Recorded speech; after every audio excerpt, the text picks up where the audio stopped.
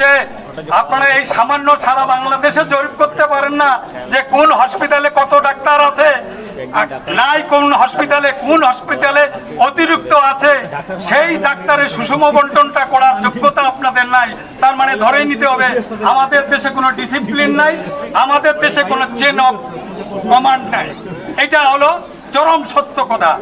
এর চেয়ে বড় দুঃখজনক আর কি হতে পারে? আমার দহগ্রামের হাসপাতাল 1992 সালে 26শে জুন রাস্তা হওয়ার পর তৎকালীন প্রধানমন্ত্রী বেগম খালেদা জিয়া আমাদের সুখ দুঃখের কথা চিন্তা করে ওখানে 10 শয্যা বিশিষ্ট একটি হাসপাতাল তৈরি করেন। যেহেতু আমরা সারাউন্ডেড ইন্ডিয়া, আমরা ভালো চিকিৎসার মানে তাৎক্ষণিক পাই না, ওখানে যাতে দহগ্রামের লোক সুচিকিৎসা পায় তার জন্য এই হসপিটাল তৈরি করা। কিন্তু দুঃখজনক আজও অবধি ওই হসপিটালে কোনো চিকিৎসা নাই, নামে মাত্র হসপিটাল। ওই দহগ্রামের হাসপাতাল নিজেই রোগী, হাসপাতালটা নিজেই রোগী, উনি আর কি চিকিৎসা আমাদের দিবে? এর চেয়ে দুঃখজনক আর কিছু নাই।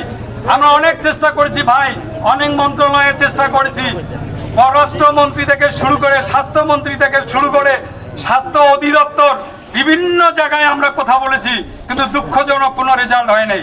আমরা যেন জেগে ঘুমাচ্ছি। এই হলো আমাদের দেশের অবস্থা। কি হবে এই দেশ?